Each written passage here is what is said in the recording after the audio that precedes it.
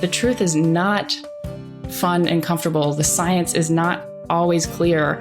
But in my opinion, personally, it is easier for me to understand the situation, say, you know what, I am afraid of this. This is scary. This is uncomfortable. I hate this situation. Okay, now that I've dealt with that, what is the best that I can do, even if it's not perfect? Mm-hmm. Are we? Yes. Where are we? Here. Why are we here? Not entirely clear. We are misfits thrust into existence by random chance, with no hints at all as to how we're supposed to make sense of it all. It's immensely bizarre. Here we are. Hello, everybody, and welcome to the Here We Are podcast. Today's guest is Susanna Harris. Susanna, thanks for joining me, by the way. Of course. Thanks for having me. I'm going to be, so here's why you're on my show. I don't know a ton of what you do, but I've been following you on social media, and you just seemed like the perfect person to have a conversation about this. So I know that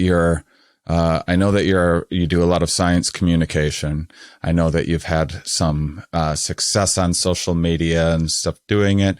And I also, so from a selfish point of view, a little bit about myself, I was a stand-up comic, and then I started doing the science podcast and science themed comedy shows and stuff.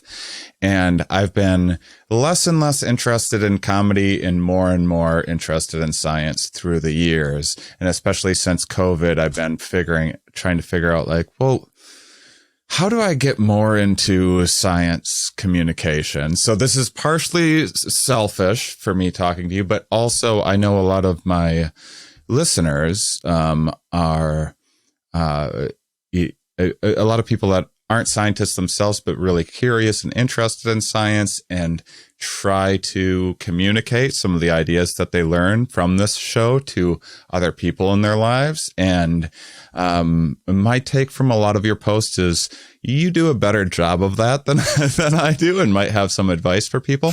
And then also you seem very interested in mental health, which is a really important topic on this show as well. So that's why I reached out to you.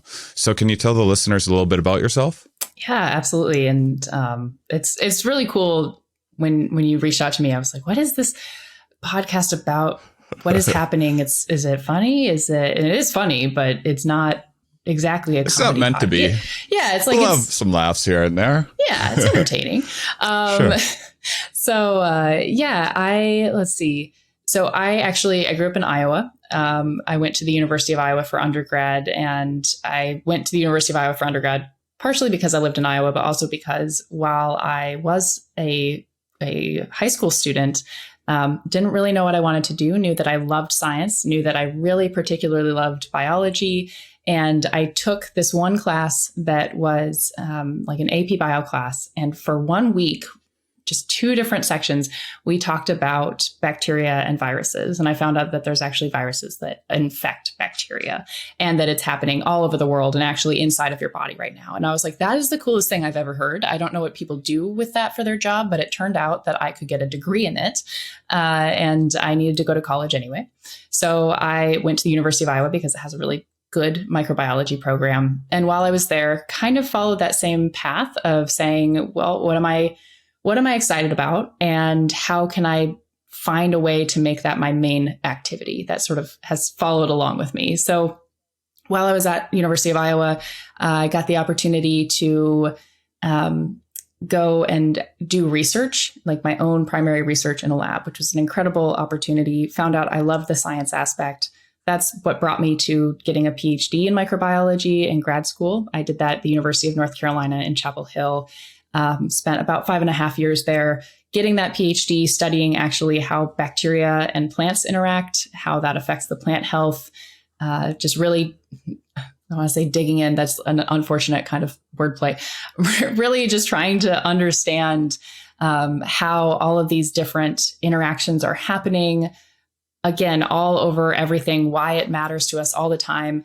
And But while I was there, I finally hit this point of like, okay, now what am I going to do for my job? How do I, after I've gone to school forever, how do you exist as a communicator? How can you, since I didn't really love doing the science as much anymore, it was the means to an end of going to conferences and writing papers and reading papers.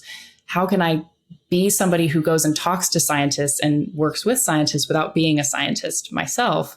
And what ended up happening, I graduated in March of 2020, which is a weird time to graduate. But throughout my time in grad school, I'd done a lot of communication work. I learned a lot about using social media and online platforms to share about science. I've been trained, one, to share about my science, but also to help other scientists talk about their science. And I took a job in marketing for a company that works with biotech startups, learned about biotech startups. And while I was there, found out that the space called biotech VC or biotech venture capital was an entire industry, an entire sector devoted to helping scientists take whatever happens in a lab and turn it into drugs and therapeutics and exciting things that can help people. And I found a way to actually work in that space, doing that communication. My job is that I am the manager of engagement and communications for a biotech accelerator. What that means basically is that we help little tiny biotech companies, 1 to 3 founders. They have some cool piece of tech that they think is going to help patients. Our job is to help them get through some early trials, get through some of these early tests to make sure that their technology works. And my job specifically is to help them just talk about themselves to the media, to patients, to doctors, to anybody else. I help them do their communications. Amazing. So, boy, there's a lot of directions we can go here. I think I was kind of telling you before we started recording, I've been doing this this is the 8th year of the show. And when I start, it's different now that I do things remotely where I get to be like, oh, that person had a book come out or something like that. And I can reach out to them. But before COVID, I was just, whatever city I was in for comedy, I would look up a university and be like, okay, I guess I'm going to hear about volcanoes this week or something like that. That sounds interesting. Haven't talked about volcanoes before. And because of the random way in which I would reach out to people, and because I had been doing it I started this 8 years ago, a lot of the people that I had on the show, it was their very first time doing a podcast or talking to anyone like outside of just a newspaper. And there's a lot of PTSD out there too, where they talk with a journalist and then the journalist takes like 2 sentences that they said and misrepresents it. They're like, oh no. And so there was a lot of that I had to overcome in reaching out to people. And then there was, some anxiety and everything. And then, but people, I think that I think the majority of academics that I've had on this show, even though it's been totally random, are really great at explaining what they do, oftentimes better than I am at asking questions about what they do. But I also did this show Stand Up Science where I would have people give like a 12-minute presentation about their work, thinking like, well, they teach classes all of the time. This will be so easy for them. They're already used to standing up in front of people and giving talks. And I've just noticed there's like huge differences in just personalities and skill levels in terms of who's comfortable presenting information to the public, who's more engaging, who's just a better fit for it. So I'm really interested in hearing how you go about coaching scientists to be better communicators. Yeah, I think it's super fun. First of all, I think so this all started when it was my second year of grad school, and it was right around the time where I was realizing, science isn't always perfect. Scientists aren't always perfect. And was kind of wondering like what I was doing there. And I got involved with the local planetarium and science center. And I helped them actually write a script for they did this 3D video talking about microbes on plant roots and in the soil. And they were like, we're making a 3D video, like VR, you put the goggles on your face and you're in the video. And we need somebody who's a scientist so that we don't just like make things up. And it was really incredible. It was really incredible to look up and see these like roots coming down at me. And then there's bacteria sticking to them and spraying out chemicals. And the way they were doing it was like maybe not scientifically accurate, but that didn't matter because suddenly I was as excited about my own research as I was when I started. And so it was through them that I got involved in a couple different outreach projects. And like I was saying, got trained to actually help other scientists communicate. And a really big piece of that is finding ways to remind them of those moments, to remind them that although they are deeply embedded right now, and they might be watching this video going like, well, bacteria don't aerosolize, they don't spray out chemicals. That doesn't actually matter as much as the thrill you get when you're learning about these things, when you're like, wow, how does the world work? I mean, it's the same as if you're eating some amazing new piece of pizza at a new restaurant you're excited about, and you're like, pizza is amazing. If you're not a food critic, that's maybe where it stops. Or maybe you'll be like, because I love how the cheese is bubbly. But generally speaking, you don't need to know like the Maillard reaction to understand that bubbly cheese is delicious. You don't have to know that bacteria don't spew out aerosolized chemicals to understand that it's really cool that whatever they're producing is affecting plant roots. Basically, a lot of my work is just reminding people, hey, what you do on a very basic level is really cool. You don't need to convince me that you know everything, but I do need to walk away with like one or two things. So as soon as you said 12 minutes, I was like, oh yeah, nope, no. Because scientists, if you tell them 3 minutes, they can usually do 3 minutes. Sometimes they panic, but 12 to 20 is like a really bad place for them because they start thinking, how many facts can I put into 12 minutes? And they'll say, if I can do 2 facts in 3 minutes, I can do 8 facts in 12 minutes. Yep. And you can't. It was, I learned, so I did like a little over 100 of these shows, Oh my gosh. A lot of learning on the fly. I mean, I was in a new city. I was in like 3 cities a week a lot of times and meeting 2 different people each time and setting up in a new venue and everything else. And I learned that,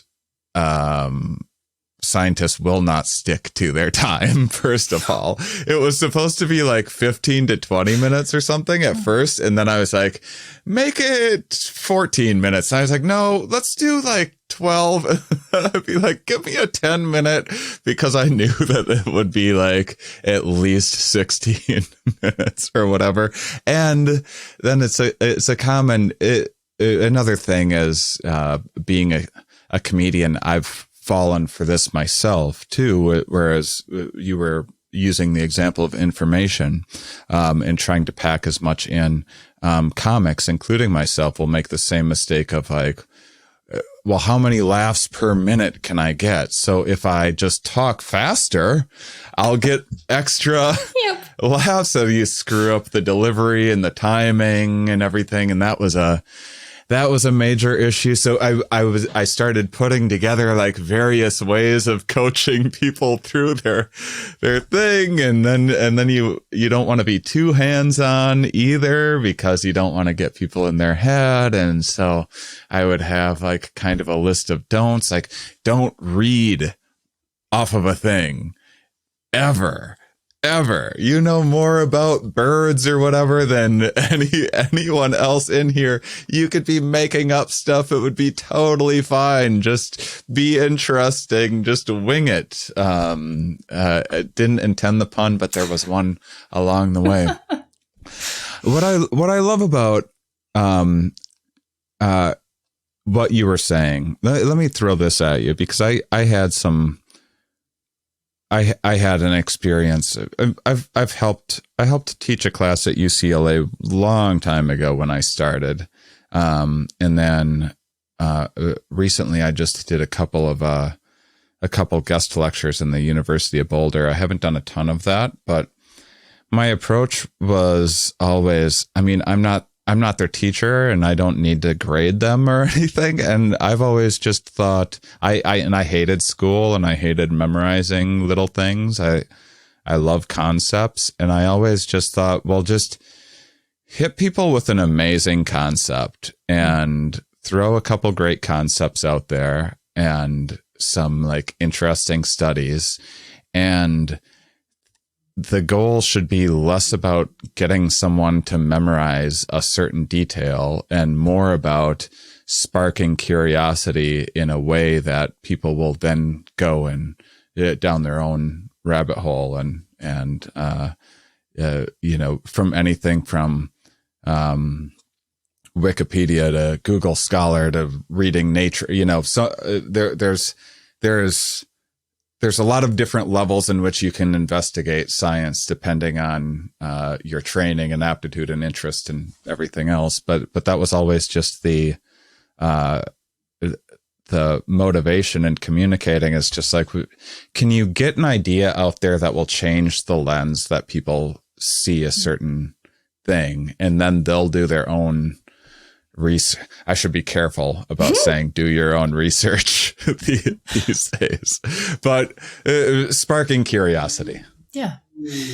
As far as, so kind of this idea of, it's not about how many facts you can fit in there, and that people aren't necessarily looking to just judge you and be like, is this objectively cool? Is this objectively interesting? Let me dig in here. Most of the time when you're communicating science, it's much more in terms of, you'll find that I have dogs.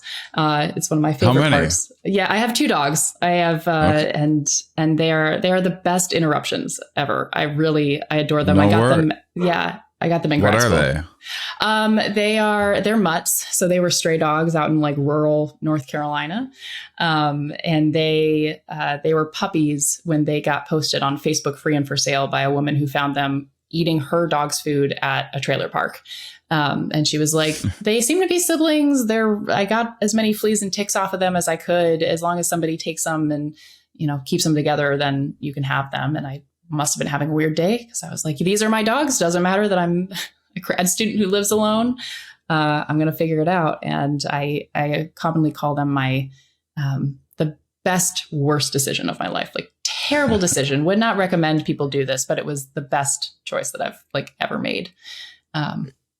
Yeah. So, but as far as the idea of how do you get people excited about your science, and should you be telling them facts? Should you be telling them the most? I'm guessing with some of these scientists, they might have come back to me and be like, well, I don't know what's exciting. Or one of my favorite when I've been working with scientists is they'll say, I can't possibly explain my work in 10 minutes.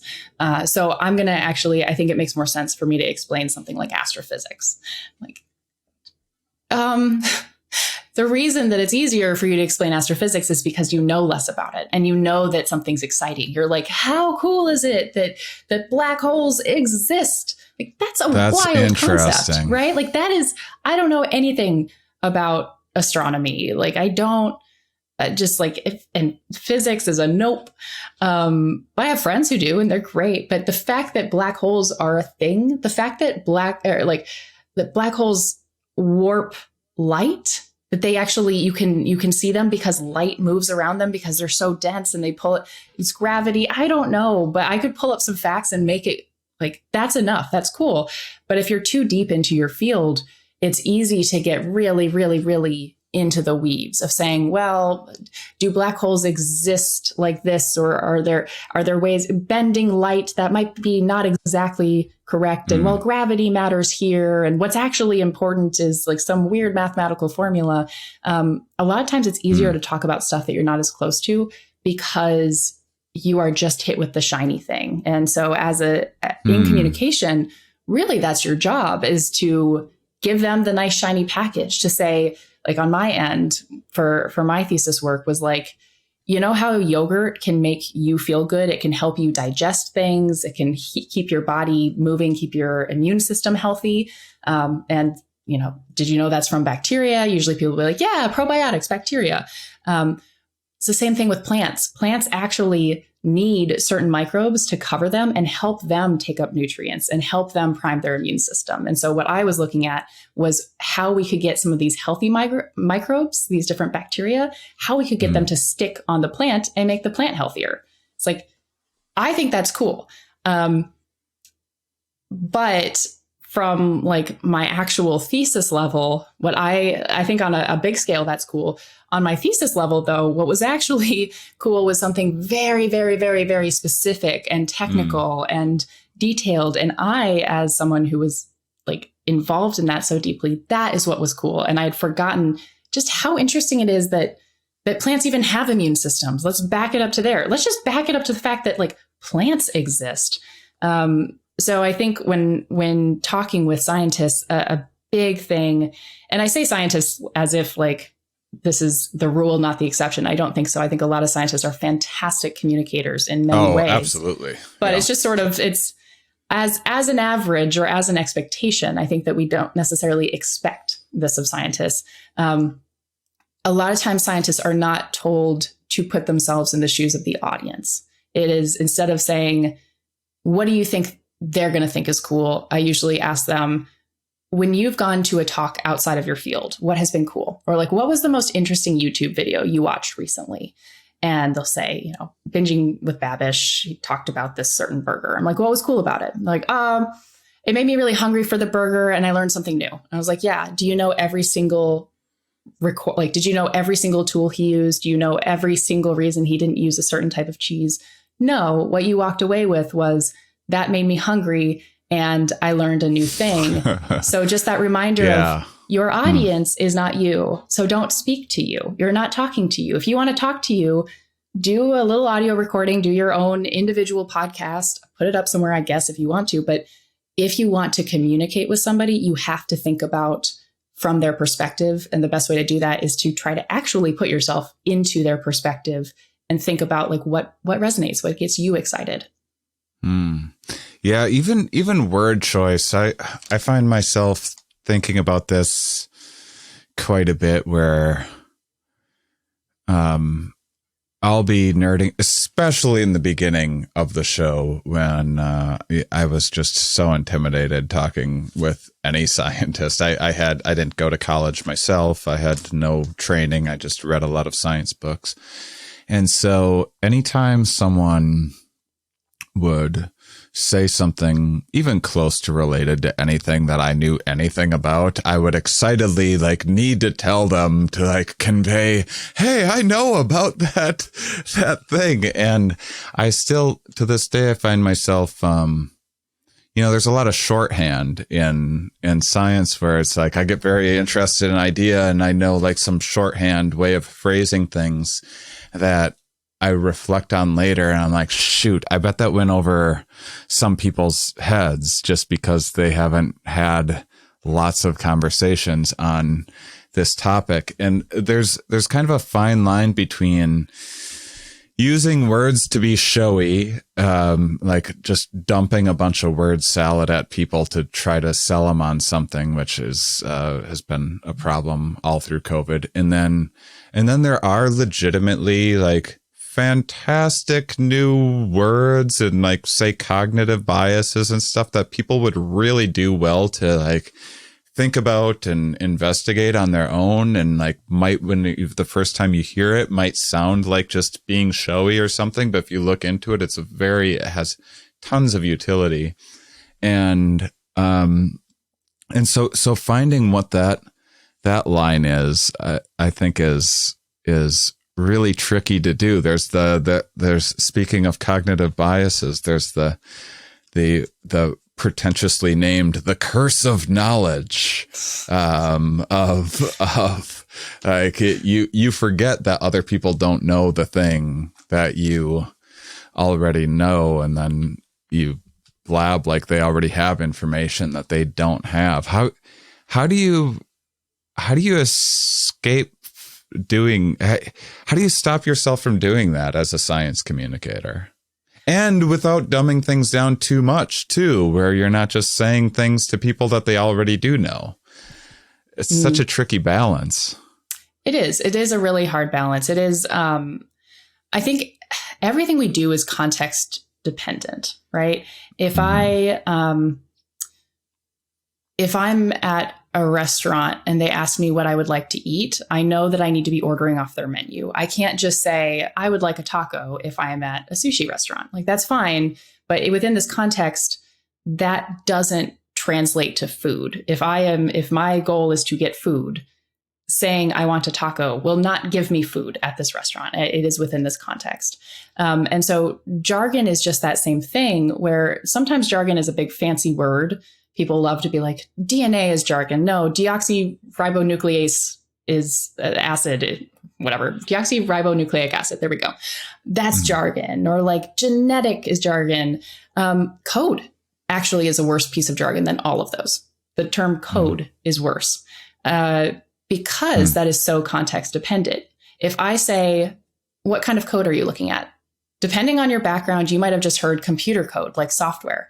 You might have heard coding like spies, sending a code to somebody. You might hear code as in like an emergency room.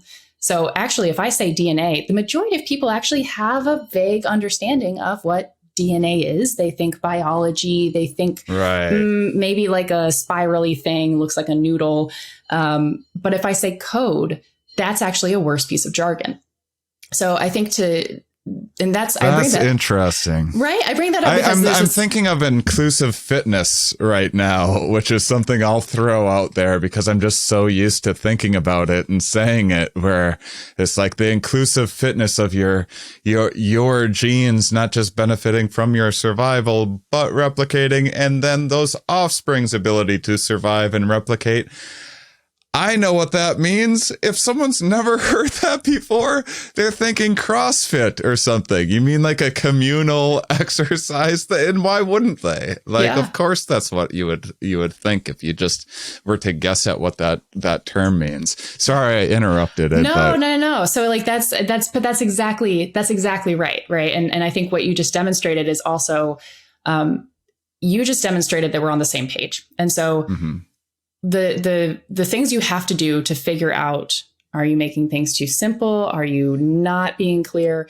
Is to take the temperature. And so like you are a host, you are a comedian, you are a lover of science. And so I can in some ways expect for you to be like, I don't know what you mean, or to jump in and clarify. I can't completely, right? But I can more so than maybe if I'm talking to a random person. If I just start talking at them, I am never going to know what they do or don't know. I'm never going to figure out their context. And so when I was talking about my thesis work, I mean, we could go real uncomfortable, ugly jargon if we wanted to in there. But usually what I would do is ask people, have you ever heard of probiotics? And so I'll ask you, have you ever heard of probiotics? What do you think of? Probiotics, honestly, because the field is just not really my area at all. I think of things at I think of the little probiotic things at the store, and then it automatically makes me think of antibiotics and, stuff that I think a lot of people, it's a little more part of the zeitgeist or whatever, getting out there on the news that the overuse and incorrect use of antibiotics is causing issues, and something about probiotics is possibly doing something to contribute to helping this. And then I'm kind of lost for what the mechanisms are that are actually doing that. Yeah. So just by having you explain that gives me a ton of context of where you're sitting. And so to kind of break down what I was hearing in this case is that one of the first words that I heard, one of the first things I heard was like this, I'm not sure. So that tells me a little bit like, be gentle with this topic. But you later talked about like the news and the science. The first word that I picked up was field, which is usually a term that people use if they're comfortable with science. I came in knowing that, but if I didn't know you and you said, I don't know much about the field, it's like, they do know about science though. And they understand the word field is talking about science. There is some science that we can talk about. That's cool. you bring up that. And so that tells me, well, you might not know a lot about this specific topic. You do know something or a lot about other scientific topics. So you're not going to necessarily be like science phobic. Then you brought up antibiotics, which is great because antibiotics have some relatedness to probiotics. Interestingly, they're not exactly in opposition, but you brought up antibiotics, which tells me that you also might be kind of interested in the human health aspects and talking about them in terms of as a consumer. You also brought up the news. So this gives me all these different pieces, give me things of like, what is going to resonate with you? What levels should I be talking at? And I can, it's sort of those, 40 questions or 20 questions, 40 questions would be terrible. That's the PhD version. You just keep asking questions until everyone hates you. But the 20 questions version of, is it a mineral? Okay. Is it a rock or is it a diamond? That's sort of what I'm doing as our first engagement happens is, okay, where are the boundaries as I expect them to be? And then I'm going to start poking at them. I'm going to say, okay, this is what you totally got right. Like I know that the excitement exists in you. So I can start getting a little bit more excited because I know that there are some parts of science that you are excited about because you've told me keywords that only people who really think about science think about. I don't have to bring it back and calm it down. I can get excited, but I don't need to push too hard on the exact verbiage of things. So I'm going to be like, yeah, here's some cool stuff that you said. Here's a really interesting fact that you might not know specific to those sort of areas that you're talking about. I'm going to talk about. So what I would actually say is, that's awesome. You're totally right on about the ideas of there's antibiotics that can cause some health issues. Maybe, part of what actually works with antibiotics is they kill bacteria. Probiotics, really weirdly and kind of confusingly, those are actually the good bacteria usually. And like you're finding and like you're talking about, sometimes there's little pill bottles that say they're probiotics. That's because they're pills filled with little microbes. So I look at probiotics like you're talking about in those bottles. I look at those same kind of probiotics on the roots of plants. And excitingly, and if you would imagine as an agriculture company, you would want to add those kinds of probiotics onto plants. Maybe you'd even want to sell them. And then we'd start kind of chatting more that way. I might ask you, so how do you think antibiotics could make you sick? We can have a whole conversation, but it is a call and response activity where my job is to put little feelers out, see what people pick up. What do they show me when they respond to me? That's an opportunity to give some encouragement, say thank you, add a little bit of facts, things that they can start pulling away, watch them for excitement. And then I ask another question. And so the best cycle that I have found is ask a question, get feedback, affirm, say nice things, give a little treat of knowledge, and then ask another question. And you can guide in that way. And then the other person is like, oh, shoot, I'm smart. I know probiotics. I actually know a lot about probiotics. And part of the thing that they now know is something that you told them. That's fantastic. That's the sort of tips that I saw you making on social media that really intrigued me because it's what I'm quite frankly awful at, because I'm so used to performing. I'm talking to crowds, I'm talking to audiences, and I can gauge based on like whether I'm in a club full of random people that have no idea who I am and have no idea like that I'm interested in science, like what I should kind of talk about. And I can gauge if I'm a guest on someone else's podcast, like what level I should be speaking. I can gauge what the audience to this show wants to hear. And I can gauge if I do like a show that's billed as a science comedy show, the kind of level of conversation that I can have. But what I don't know how to do is talk to people at an individual level. I have a very hard time talking with like, say, relatives of mine that I don't see often or that sort of thing. I'm terrible at it. Usually I don't say much of anything.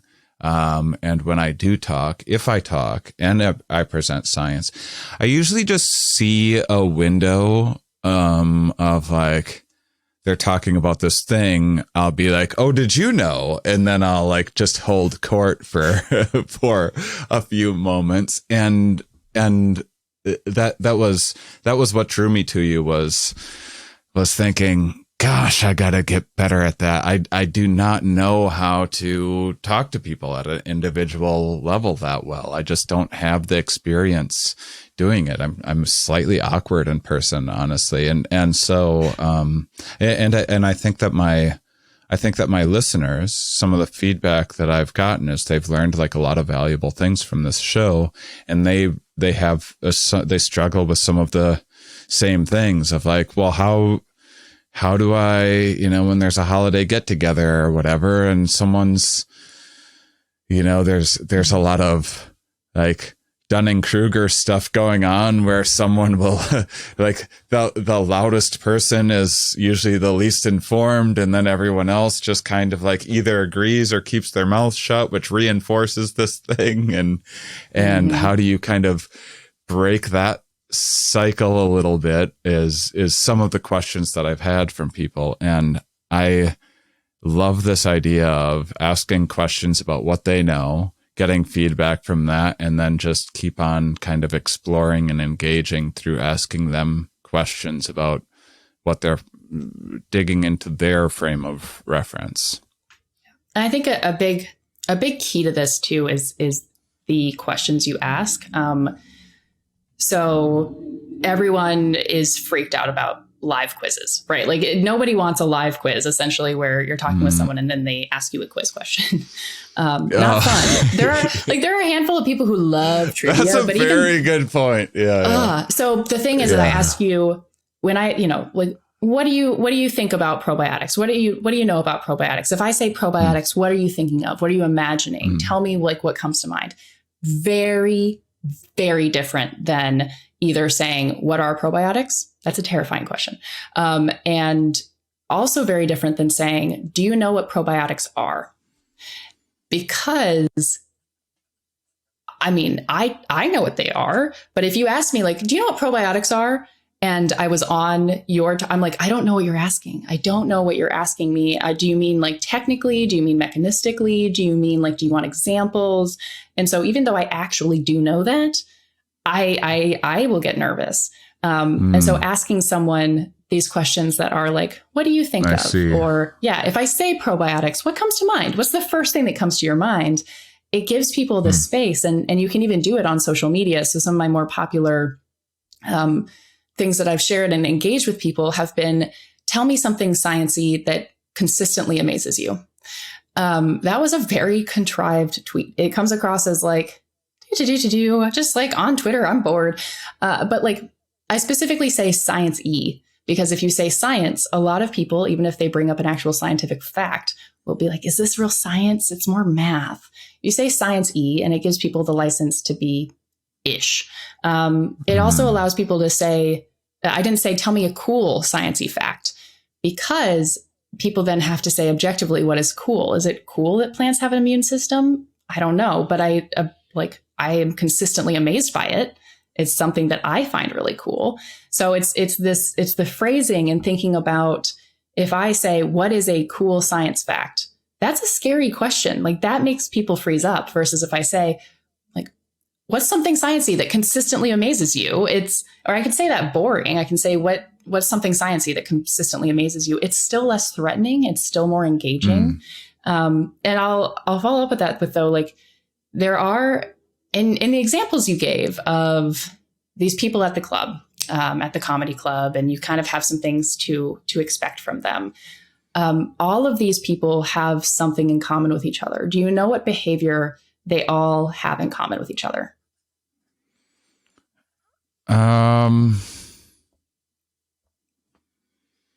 What trait do all of these people have in common at a regular comedy?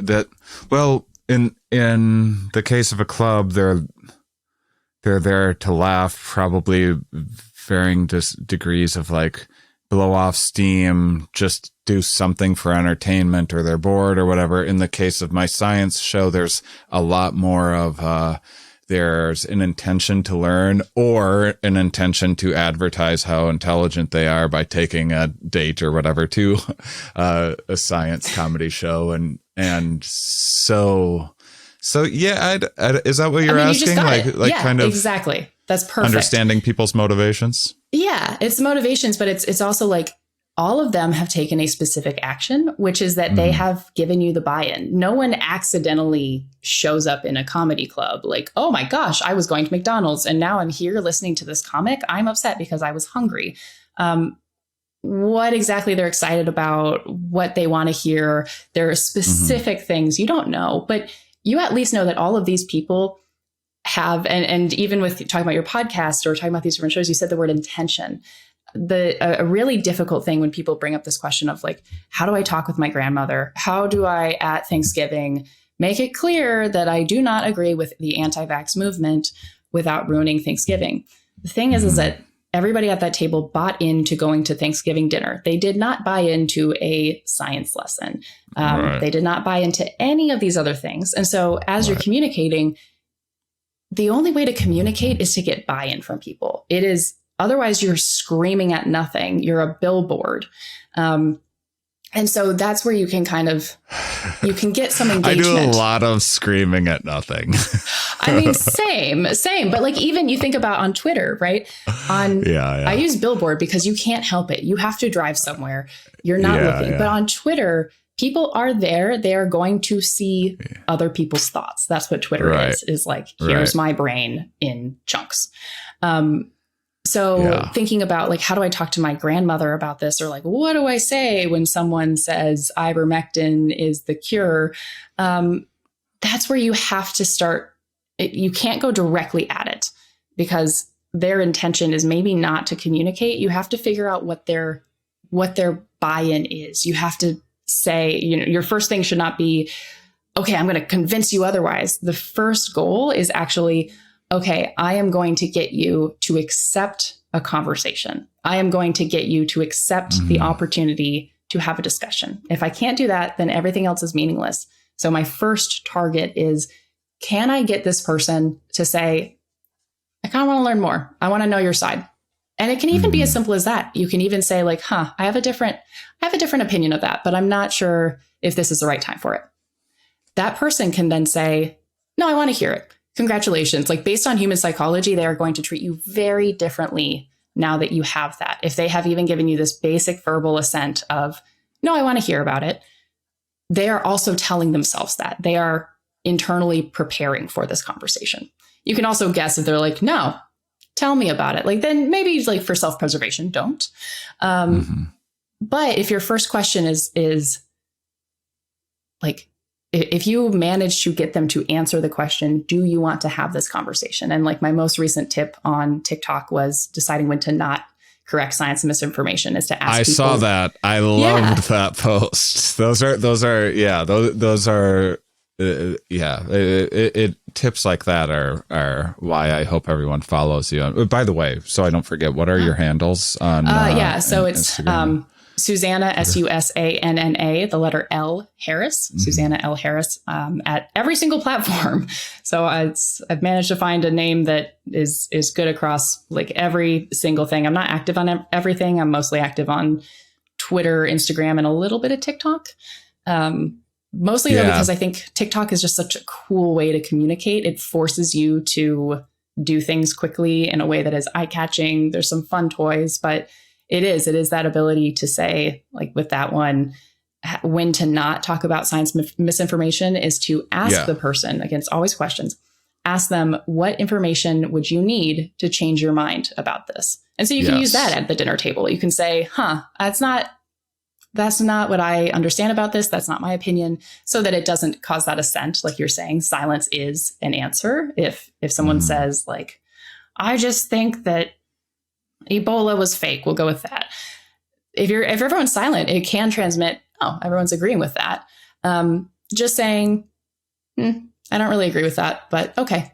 And what do you mean? It's like, I'm happy to have a conversation if you want to have a conversation. First, though, I want to see, like, is there any sort of information that would change your mind? I want to get a feel of is this going to be a good conversation? How do we feel? How are we feeling right now?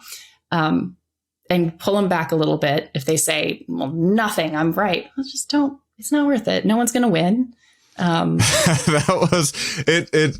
I watched that. I saw that post. It resonated with me. And the idea of your conclusion being like, don't waste your time. If that's, and that's something I need to integrate into what I do. Cause I think I waste a lot of time out there. I think it's hard. And, you know, I knew people were going to be unhappy with that, because if at some point with social media, you get to a place where enough people see things that every single time you say anything, someone's unhappy with it.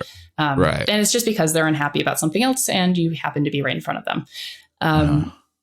But I think like the point of that is that you truly only have so much energy. And you can think about it like at a science fair, if people are walking, if you've got a little table and you've got all your objects out in front, part of being at a science fair is it's nice. Everybody there has bought into, they're at a science fair. You have that. Everyone there, even if they're like, I have nothing else to do today, they still chose that versus like laying on the ground and doing nothing. But as they're walking around, you're trying to attract them to your table. That's the question of like, hey, do you want to have a conversation? Don't usually say that, but you're like, hey, do you want to check out this cool rock? Okay. Like, yeah, kind of. But you think about these moments that anytime you have someone at your table, there are other people passing by that aren't at your table, that you can't connect to. Any person that you're giving energy to try to help them learn and experience things, that is a space that could be occupied by somebody else. So if someone is difficult, if someone is like, well, I don't think that's a real rock. And you're like, all right, I think that we're getting somewhere though. Like, what would you consider a real rock? Can we test that out? So you say it has to be super hard. Well, how hard is this? Interesting. You know, do those experiments. You might be able to get them versus someone says like, I hate rocks. I never want a rock should be gone. I don't want to learn anything. Let them leave, let them out, because there are other people, and any moment of your time, even if you're at the kitchen table, there's 4 people there, there's no one else to engage with. That emotional and mental energy you're going to spend on this person is going to not be spent elsewhere. So it's less of like, don't try to help certain people. It's more of make sure that the help you're giving is effective, and not everyone is going to be willing to accept that at every moment. Mm-hmm. Yeah, I love the idea of figuring out. I do. When I engage with people and I often try to sort out like, well, how could we make this falsifiable? I will often say like, okay, that's your position. If I take the opposite position and you and I have a bet on it, how do we determine who wins? Because I can tell you how you win the bet. Like I can tell you the evidence that it would take for me to lose the bet. And is there evidence that that could convince you that you lost the bet? And if there isn't, then that's an unfalsifiable belief that you're holding, which is like, we all have those, but know that that's what it is. And I guess kind of what I wanted to transition towards was,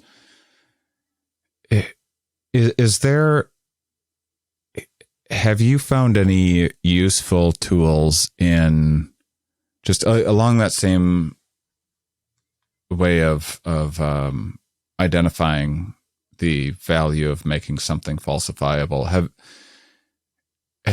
Have you found tools for just generally helping people think more scientifically? Just some like very basic tools like that, because I feel like a lot of the conversations and arguments happening are people hold a position and then it's just like throwing papers at one another. Like, I found this story that validates what I have to say. Let me assault you with that. And then, changes every 3 weeks or whatever. Whereas I feel like there's sometimes not an examination of what the actual premise is, where where like, I think for a lot of people, say in the crowd that is fighting so you brought up ivermectin, so I'll put that on you as much as as I'm interested in having the conversation. I feel like it's not about ivermectin. I feel like nothing has anything to do with ivermectin. I feel like ivermectin is one of the tools being used by people that want to just do nothing. I don't want to do anything. So people become an amateur mascologist not to say like, oh, and then I've discovered I should be wearing an N95 mask, so I'm going to wear an N95 mask. That's not what they're using it for. They're using it so to say, these things don't work, let's not use them at all. They're like a thing with the lab leak, speaking of making something falsifiable, like the White House is looking into it. And I've gone to people, I'm like, okay, if the White House finds that it was a lab leak, I lose the bet. What happened if they find out that it wasn't a lab leak? Do you pay me? Or do you say, oh, well, of course they would never say, so it's unfalsifiable. But again, if it was a lab leak, which it may have been, you'd want to take it just as seriously, if not more so. But instead, again, it's like to go, someone else's problem. I'm not going to deal with it. Yeah. Same with like vaccines, same with ivermectin. It's just the whole premise is, I don't want to accept that this is happening. I don't want to be told what to do. And if ivermectin is the thing that if that's the hill that I have to die on, then gosh darn it, I guess I'm an ivermectin expert now. Yeah, I mean, an interesting thing you're bringing up with the kind of like betting concept, and one suggestion on that would be to challenge them to bet you the opposite way. Like, don't challenge to actually do that because they're going to say no, but say, okay, if we wanted to bet on this, but let's say we switch. Let's say I defended ivermectin, and let's say you were saying it wasn't. When would we decide who won? Mm-hmm. Because suddenly they're in this weird spot where a lot of times people are very innately competitive. And so if they are competitive, if you've now put them in a situation where they want to win by proving themselves wrong, this creates this really interesting opening of like cognitive dissonance. We talked about this idea of these two things I firmly believe in are incompatible. What do I do now? You've created this space where they've kind of pushed open their own door. Sometimes they'll say like, well, I would never take that bet because I'm right. Like, that's okay, fine. Super lost cause. But you might find people who, this especially works really well for people who say, I'm not really on either side of the issue. I consider myself a devil's advocate. I'm like, okay, I know what side of the issue you're on. So people who say I'm a devil's advocate, this works really well because you can say, okay, great. So this is useful. You can help me with this as a devil's advocate. If we had to switch, if you had to play that role, when would we define the bet? When would each of us win? If I'm saying ivermectin works and you're saying ivermectin doesn't work in this case scenario, when do you win? And that forces them to find a situation in which they win and causes their brain to be like, oh gosh, there is a chance. What do I do if that happens? And so in terms of you see it all the time and bringing up like the lab leak and this idea of what you're saying, this kind of like moving of goalposts, right? Where it's, well, once they show this, then I'll believe them. And they show that. It's like, well, no, I don't. Once they show this, I'll believe them. It's a normal thing. One of my favorite, one of the best talks I've gone to, like probably ever, was at a science communication talk, just because of how much this part mattered to me. But this presenter was a science communication talk. So it was a fairly left-leaning crowd. It was in Portland, Oregon. So, and it was this talk about how there is a political difference between views on climate change. This is not news to anyone, that generally the more conservative red party in the US is negative towards this idea that humans are causing parts of climate change, all the way to the part where sometimes we see this more conservative-led discourse of climate change is not real. Versus on the other side, there's the more left blue party, if you will, that is accepting of the reality that climate change is happening and that it is being caused and exacerbated by human activities, which means that there are things that we can do. Both sides are very frustrated. And so the speaker put up showing like, is climate change real? Is it not, based on political party? And exactly as we expect, the blue bar was higher, that they know it's real, it's caused by humans, there's things we can do. Not 100%, but there's a pretty big split. And the whole crowd was like, yeah, like smart people know this, whatever. And the speaker was like, really though? And in that same study, what had been done is that they also asked the people of all different backgrounds different questions about the facts around climate change. Now, they didn't necessarily call it climate change. It wasn't, is it real? Is it bad? Are we worried? It was, what is a greenhouse gas? What is the greenhouse effect? What is the ozone layer? What is carbon dioxide? What is the climate? What does climate mean? And there was really no strong difference between the political parties. And the takeaway of this was that the facts don't necessarily matter as much. What it was actually related to is that the climate change thing was a talking point of the party. It was a structural piece of these people's identities. So either side was happy to say the greenhouse effect is where the light comes in, it gets trapped by all the different fuzzy air stuff, and it gets hotter inside like a greenhouse, that the pollutants that we've put into the air, that's a problem. The issue came in when we asked a question of, will you go against your community? You identify as a community in this way. And the same way that if you have a sibling or something behind closed doors next to them, you're happy to elbow them in the ribs during church and get them in trouble, or you're happy to call them all sorts of names. I have a younger brother. It's fun. The moment anyone would mess with my brother at any sort of form, I'm going to defend him. So what you're actually asking in a lot of these cases is not, do you know the facts or have you thought through it? But it's, are you ready to desert your community? So you have to provide a space that is basically you're not leaving your community. I'm not pulling you out of here. I just want you to consider this thing that maybe you belong in a different part of your community, or maybe it's just that we're just thinking here. We're just having a conversation. It's okay. And to let that person know, if you have a full conversation with them and at the end of the conversation, they said, I haven't changed my mind a single moment, and I will forget everything you said, you can say, okay, well, thanks for the opportunity. It was really nice to chat with you. They have to know coming in that they're not about to lose their entire background of people. Yeah, I mean,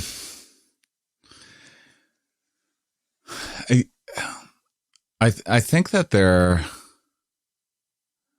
I also think that there's some people out there that are willing to be swayed because they care about their community and they would like their community to have the correct information. And it's also an opportunity to, put things to their community in a way that might make sense to them. Part of the reason why I started this podcast was because I was from Wisconsin. I was raised very religious. It did not take for me at all. I loved having these kind of philosophical debates when I was a teenager and stuff. And I eventually kind of started realizing, this whole time I'm trying to argue with someone or whatever. There's actually plenty of people out there that just have not had some of this information presented in a way that they would understand, and they would actually be interested in it if it wasn't just being kind of yelled at them by people like me, which I still do make the mistake of doing. And so that was the origins of this podcast, was how do I figure out a way to take science ideas and present them in a way that they'll understand. So if you're wanting to kind of introduce information, right, this idea of maybe they just haven't heard it the right way, or maybe it hasn't been presented in a way that they can consume. I think, again, it goes back to that context. It goes back into that buy-in of, well, maybe that's because nobody else has really taken that time to understand where they're coming from. And to your point of, well, wouldn't you, as somebody who cares about your family and your community, wouldn't you want to do the right thing? Absolutely. But it's really hard to figure out who to trust. And once you've decided who you trust, it's a really scary thing to question that. If you say, well, this person that I trust with all of my decisions, maybe I don't trust them on this one thing. If the same person who tells you all of the ways that you should raise your children and you trust them, but they're telling you also don't take the vaccine, it makes sense that it's a lot easier to just trust them on that extra piece than to challenge all of these other questions. It makes you reconsider what other things should you be challenging. That's really, really scary. And so giving people the permission, first of all, of saying, let's just talk about this one specific issue. Let's set aside everything else. This conversation is not about the entire world and who should run it. It is a question of, let's talk about where's the ivermectin thing come from? And like you were saying, I don't think it's actually ivermectin. Like, what is this? And what we're seeing, I think it's actually really interesting, is that the same way that scientists have a difficult time communicating things, the anti-vax movements have a difficult time, because so scientists a lot of times will come forward and say, here is this problem. Here is an okay solution, but it's still a problem. Here's the problem of climate change occurring, that we're going to see the water levels rising, and there's going to be a lot of really, really big issues. Everything's kind of bad. We don't have the answer, but we need you to care about it. That's not a good value proposition. That is like, at best, you want to ignore that. What the anti-vax movement is coming up against is that same thing, where they're saying there is a problem and we don't have a solution. It's really hard to convince people to believe you if you don't give them an answer. So in terms of climate stuff, just saying, well, there is no problem, fantastic. Anti-vaxxers can't say there is no COVID. Some try, but that's actually like a tiny percentage of people actually believe that. It's really, really small. It doesn't deserve as much airtime as it gets. But so they can't just say COVID is not real. The people that have died that that's not a thing. They can't deny it anymore. So they still have to give an answer. And ivermectin is a different answer. It allows them to save some face of, like, vaccines are still bad, but here's an answer. There's still a problem, but here is a solution. And you look over to the scientists, and the scientists are saying, here's the problem, here's the solution. People pushing ivermectin will say, and it helps everybody always, all the time. There's great benefits. Whereas the scientists are saying, this is probably going to lead to about 80% of people having a significant decrease in symptoms, depending on the variant and the time at which they took their last booster. It might also depend on if they're immunocompromised, but we really encourage that population. I'm like, actually, I like the thing that comes in a tube that my horse already has. And truly, you think about it, if you set aside the political divide, if someone, dropped you into this situation and said, one side of people believe that there is a virus that is completely out of control in so many ways. We are at a really big breaking point. Everyone's exhausted. And you can take this vaccine that is scientifically sound. Scientists around the world say this is a really good thing. The consensus is these vaccines are safe and are effective. There's a lot of literature to back it up. You can do that. However, when you take it, you're probably going to have side effects. You're not going to feel good for a day. And to take it, you have to take time off of work and you have to go get a shot. And you don't really like that. This is your option. If you believe this side, this is your best option. And also wear a mask when you're with people who haven't done that, or with your new people, or, hey, that's going to change. Really not a great proposition versus they say, and then the other side that you can choose. They're saying it's not that big of a deal. You don't have to freak out. And here's a fairly cheap piece of, product. It's just like a little bit of like medicine, but it's safe enough for horses. It's been approved for people. It's fine. It's been around for a long time. And you take this, and it's preventative. It's curative. You can take it whenever you want to. And your veterinarian can supply it. You can get a doctor. You can actually just go to the vet. I mean, if I didn't, you can't blame people for wanting that to be the reality. I want that to be the reality.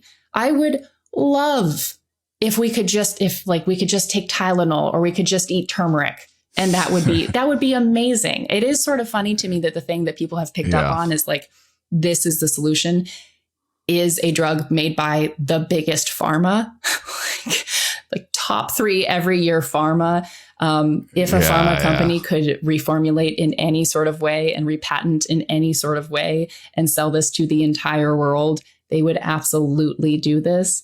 But I get it, right? Like, I also want that. I also want to believe that climate change is not happening. Mm-hmm. I also want to believe a lot of things that I know aren't true. And so I try to come from that space of like, why are they feeling this way? And realizing that the truth is not going to be comfortable. Mm-hmm. It takes a lot of effort to find it and to accept it. And it's really hard when the answer is the best we can do is 70%. And you should be really excited about that. That's a hard thing to sell. Mm-hmm. But actually just starting out from that point and saying like, hey, I know this is not fun, and I know you don't like this, and I know that even thinking about this is scary, but would you be willing to kind of think through it with me and understand a little bit more of like where you're getting caught up? Where are you getting confused? And even just asking that question of like, is it better to be wrong and comfortable, or right and uncomfortable? Is it better to be wrong and unsafe? Is it better to believe these things that are comfortable and actually put your family at risk? Or is it better to face things that are really scary, not have the best solution, but at least have the best chance of taking care of people? And you can ask them, when have there been times where there's been an uncomfortable truth that you've had to face? Like when you get in a car, there's some chance of getting in an accident. How do you put your kid into a car every day knowing that there's a risk?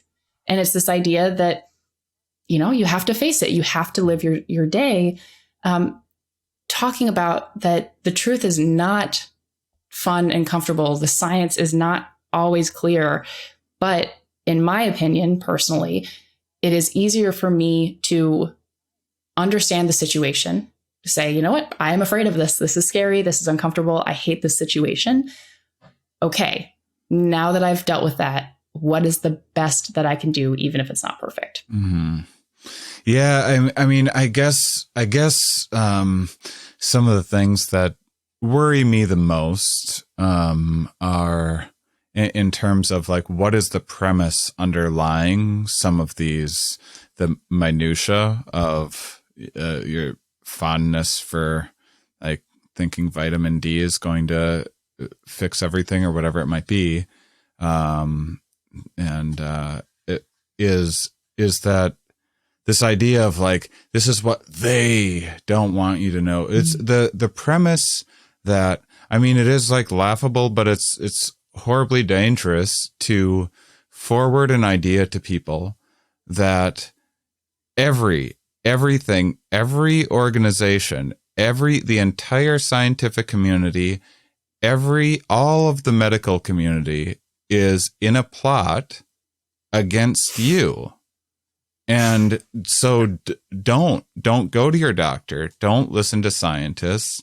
Instead, like, if you can find some like homeopath person that will like do some spell on you or whatever, like go to that person instead. And I think that the stakes for thinking that are a lot higher than the like nitty gritty of like, let's see if ivermectin helps a little bit or doesn't. Because it certainly, it's in areas where there's a high parasitic load. It's certainly nice that they're finally having a little access to things that might be helping an underlying problem that has nothing at all to do with COVID. So silver linings, but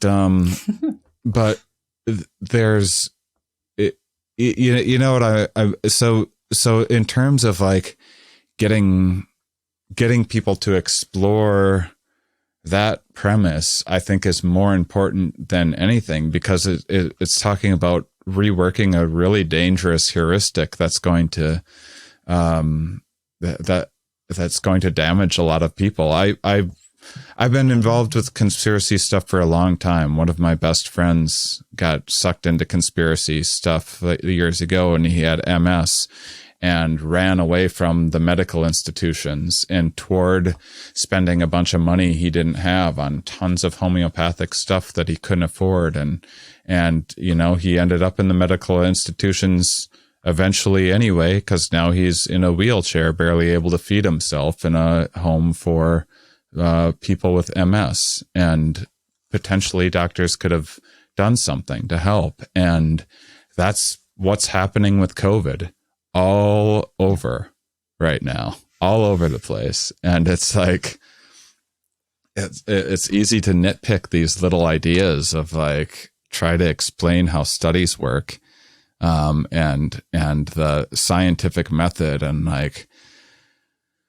my gosh, we got to explain to even most willing people don't know what a double-blind study is, or the importance of it. And to like have to explain that to each and every person on an individual level, when a lot of them don't want to hear it. And it's now such a part of their identity, is exhausting. And sometimes I don't exactly know what to do. I mean, it's interesting, because I think we are,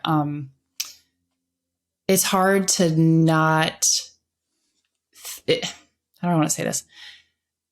It's really easy to feel like everything is happening right now, and this is the critical moment. Right. Of course. Yeah. And I think I look at the pandemic, and the thing that I'm most afraid of is how we've actually affected people's willingness to go to doctors and willingness to get vaccines, you know, and like, this is actually the first year on record that we've seen partisan splits on who gets a flu vaccine. And if you think back, first of all, oh gosh, it's like saying Voldemort. Trump is pro-vax. Yeah. One of the things that was supposed to be a shining diamond on his presidency was that he operated this Operation Warp Speed, which, like, that was a whole thing. But the reality is that there was a coordinated effort to bring treatments and to bring vaccines forward. And he still talks about getting vaccinated. And in fact, all the senators and most of the TV commentators and all these other, they're vaccinated. Yeah. And what we're seeing, though, is that people are not only shying away from getting the COVID vaccines against COVID, but also the regular flu vaccines. And it might be like, well, yeah, because they don't trust vaccines. That's not true. A year ago, that wasn't true. Yeah. There wasn't the split of Republican or Democrat getting the flu vaccine. So, you know, that is what is like very scary to me. But that's also part of sort of what's comforting, is that people's identities do change faster than they think. Anytime someone's like, I am matured, I have found myself, I'm like, oh my gosh, there's actually studies that show how wrong you are. I love it. I love the optimism. I love that you are the most important, special individual person in the world. Like, hold on to that, do something good with it, because we need more of whatever that is. But like, I was reading a book the other day talking about the background of synthetic biology, the idea of basically like hacking cells to do things. It's like having bacteria produce insulin so that we can use it. It's hacking cells, but it's a normal thing that we do in a lot of ways that's really important. When Dolly the sheep was cloned, I think it was 96, it was the end of the world. Like, different countries put out moratoriums on it. There were suddenly rules about that. Like, everyone freaked out because they were like, we are going to get into hardcore human eugenics. We're going to start cloning people. If it happened in a sheep, then it's going to happen next year. And now if you ask people their thoughts on cloning, like, people still like reasonably should be skeptical about human cloning. But you talk about something like stem cell research, and it's got a totally different vibe now. People who used to be 100% against it. Another thing that's really important to me is like legal marriage for people of the same gender or same sex. I am just barely old enough to remember that this was a real thing, and that I grew up in Iowa, which was one of the earliest states to approve marriage between two people of the same gender. And so a lot of people who were vehemently against it, openly against it, would talk about it at PTA meetings and with their friends and family. Suddenly now, just 10 years later, 12 years later, they've changed their minds. And you probably couldn't ask them to pinpoint when they've changed it. And they might actually tell you that they actually really always believed it. They were always skeptical. It was just, they needed a little more information. They could have been like literally leading a parade against this. Mm-hmm. And now they're saying that's always how they were. So although we think that our identity is not malleable, we don't think that we are going to like and want the same things in the future. We really, really, really are super malleable, mm-hmm. super influenced. And so I just have to believe that if we look at why people are turning towards these specific answers, why they're like, yes, vitamin D sounds like a great answer. Okay, but why? And are there things we can learn from that? Is that because they're feeling unsafe? Is that because they're feeling like they don't have an opportunity to understand the science? Is that because they don't have anyone to talk to who could explain to them these things? Whatever that is, and however the other side is doing things, how can we look at that and say, we can't undo these last 2 years? It is way too late. I lost my mind when I saw a couple weeks ago that like free N95s are going to be at your Walgreens. I'm like, that is actually exactly 2 years too late. Yeah. But it's not too late for the next 2 years. And it's not too late for the next pandemic, which is absolutely going to happen, for us to use this time to say, what did we do wrong? And how can we change this going forward? So I do hope that we look back at this in 20 years and we say, wow, look at that time when everything fell apart. Aren't you so glad we got to a point where that didn't happen again? I just have to hope that is a direction that we can end up in. And I do think it is, if we collectively kind of get our stuff together. Yeah. Yeah. I mean, yeah, I have a lot of hopeful ideas about it. I mean, people learning things about cognitive biases and things like that. You see people throwing around words like, cognitive dissonance and confirmation bias, and motivated reasoning is starting to get out there a little bit more. And that is exciting to see people, integrate some of these tools for self-appraisal and judging information. And then I see, recency bias, but just yesterday, a bunch of Republicans in Georgia put on the ballot to get rid of the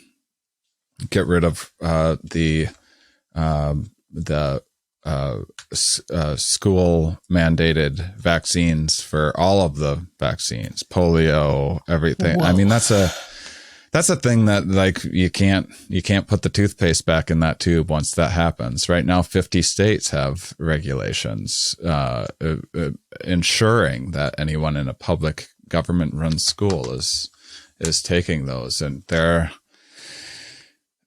once those go away, it's going to be once people stop making vaccines a default behavior and start thinking through them, there's going to be like lots of varying thoughts about what to, and looking for information. You're going to find you're going to find a lot of disinformation out there and I don't know. I don't know what to think.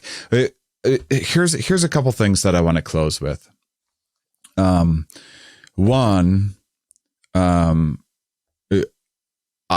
would love to see, and I try to remind myself of this, because like anyone else, I often talk out of my ass and present it like it's fact and whatnot. But I would love to see a celebration of like being wrong more. I find that scientists are so good at, I'll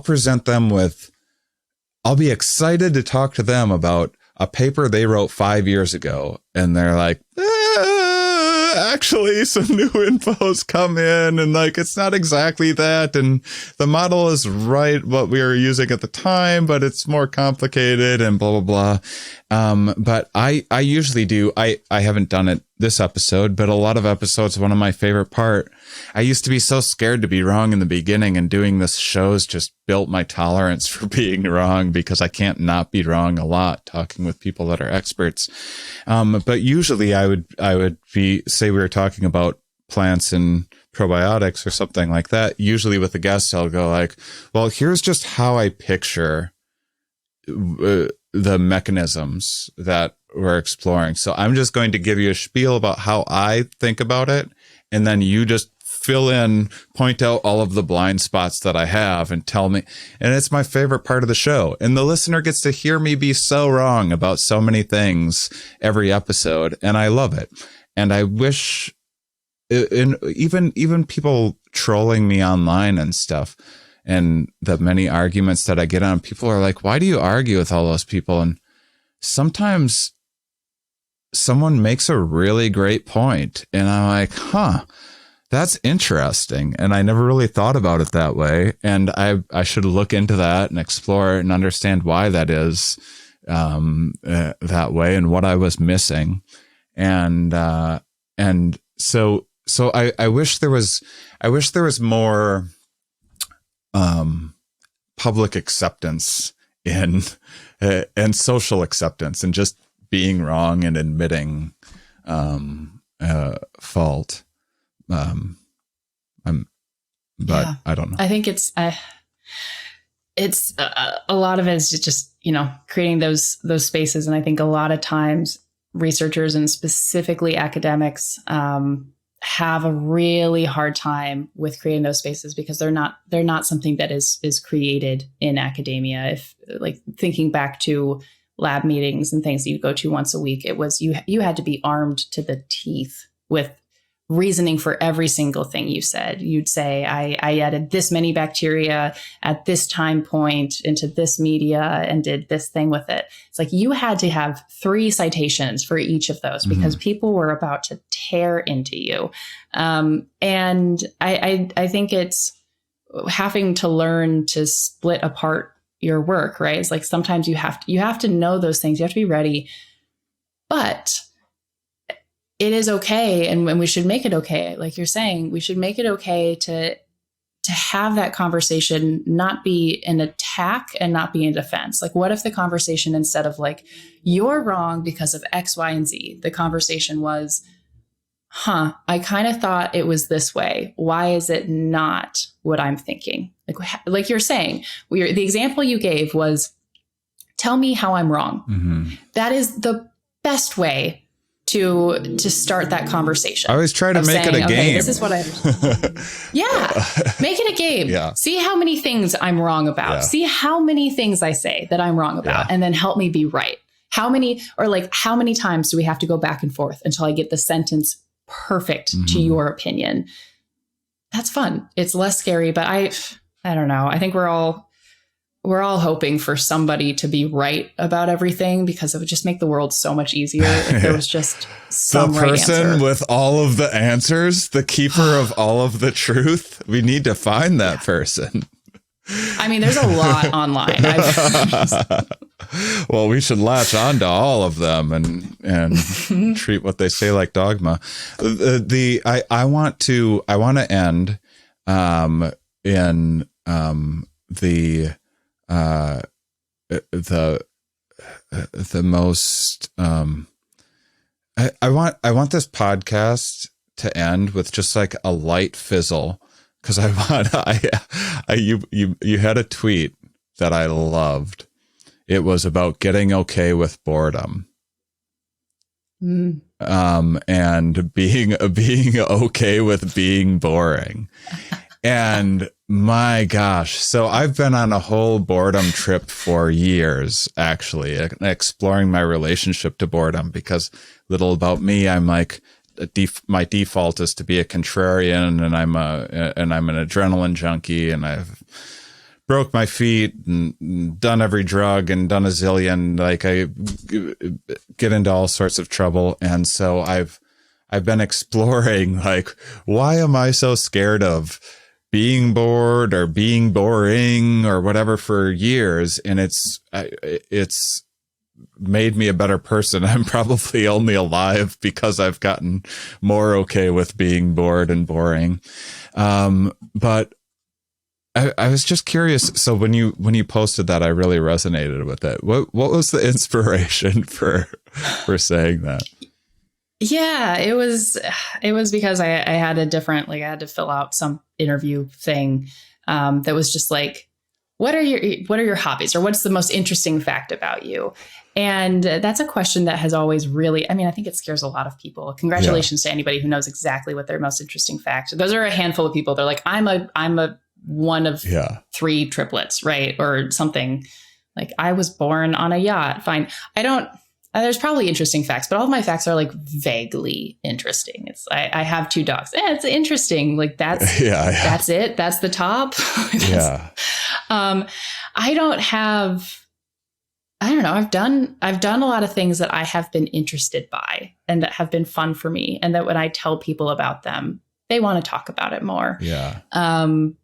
And there's some things that are kind of weird and quirky, but I think far too often, at least for my taste, we're encouraged to be the most something. It's like, are you the best science communicator? Are you, you knit? Okay. What was the last award-winning piece you did? Or, I mean, I like to cook. And the question always comes up after, oh, you like to cook? What's your favorite thing to cook? And I'm like, I just like to cook different things. I like the fact that if I'm hungry and I say I want pasta, I know how to make pasta. I'm proficient at cooking to the point where I can pretty much make whatever I want to make. And like that goes all the way up to, I can make a decent croissant. It's not like I can microwave everything I want. But it was just this idea of, I spend a lot of time on the internet, and I think a lot of the internet promotes this thought that you need to be the best. You need to be the most interesting. You need to be constantly reinventing yourself and riding that next wave. And I think that's a translation of a lot of us grew up before social media was a big thing. And so in a classroom of 30 people, maybe you have an interesting fact, but in the world, I don't know. I'm not interesting compared to the world. I'm not good at anything compared to the world. So just sort of settling into this moment for me of like, who am I comparing myself? What does interesting or boring look like? Is it chasing those highs? Is that actually what I find fun? Or am I doing that because I'm escaping something? Yeah. Is it this thing that I've been told my whole life of like, if you stop moving, you will never go anywhere again. If you stop producing, you will be a lazy couch potato. And just kind of saying like, what if I was just like really okay with being mediocre per the internet? Yeah. Just like, I cook. I'm not a chef. I work out because it causes my brain to turn off a bit. I've gone skydiving once. That was fun. Yeah. It's like, how do you accept that? So it's been fun to lean into it. And going back to our conversation of like, you get to a point where anything you say, people are going to be offended, upset by it. And like you said, with doing these shows, you just start to build up a little bit of that casing, and just being like, you know what, I'm trying to do what makes me feel good. And if people think that's interesting, if they think it's boring, cool. I don't even know. And I don't care. I don't have to make that judgment call on myself. Yeah. I loved it because, it's something I find myself thinking about, and it's something to really make it exciting and up the stakes on boredom. I think that it is like absolutely crucial to understanding our modern world to sometimes go, this isn't the plot of a bad B movie. Like, the reality of this situation is that there are thousands of nerds mulling through just excruciatingly boring data to come up with like kind of bland conclusions. And some of those things solve a lot of problems, and maybe don't do it in the most exciting way, or aren't the exciting silver bullet that we would hope that they are, but it's damned important anyway. And just like I love talking about subjects on this show that I know most people would think are boring, but I also see people like jumping up in the air at their whatever sporting event thing that I'm like, okay, I'll pretend to be excited with you, but this is excruciating. Like, I don't know how you just sat through this for 3 hours. So everyone has various individual differences in what they are interested in and what they find boring. But I think just being more accepting of being boring, more accepting of, because I think a really useful heuristic in terms of disseminating science information, if the stakes are so high, you're wondering something like, should I get a vaccine or not? Go boring. You go with the boring sciencey answer every time. Then you don't need to know the intricacies of randomized, control, double blind, this and that, placebo effects, blah, blah, blah. Like, just go boring. It's gonna steer you right in so many ways. Yeah, actually, I have one example of that like, because I have my background in marketing and have spent a lot of time thinking about how do you make the perfect social media? How do you make people love you no matter what your product is, right? I find that when I choose somewhere to eat, I'll look up a place. If I get a recommendation from somebody and they say, oh, you should check this place out, or I see it on some random list online that this is an awesome place, I'll check out their social media. If their social media is terrible, I want to go there. Like, if this place is getting recommendations, if this place is getting on lists and it is so bad at marketing, oh my gosh. So like you're saying, that's interesting, right? Like, it's a vaccine. That's interesting. I mean, there's cool technologies. We can hype it up, but it's not the most groundbreaking. Oh my gosh. Did you know that viruses can be, if you can protect yourself against them with a vaccine? We've known that for hundreds of years. We've been able to do it effectively for about 100 years. But it's not well marketed. It's like terribly marketed. There's a place down the street from me that, like, you look at their social media and you wonder if they kind of secretly want people to not go there anymore. It's so bad. It's like it's not well lit. Yeah. The messages aren't nice. It doesn't say, please come in and visit. It's basically like, they just tell you when they're closed. Amazing chocolate, like some of the best chocolate I've ever had. So anytime I see something funny where I'm like, your marketing is terrible and you still exist, that's probably actually good. That's really interesting.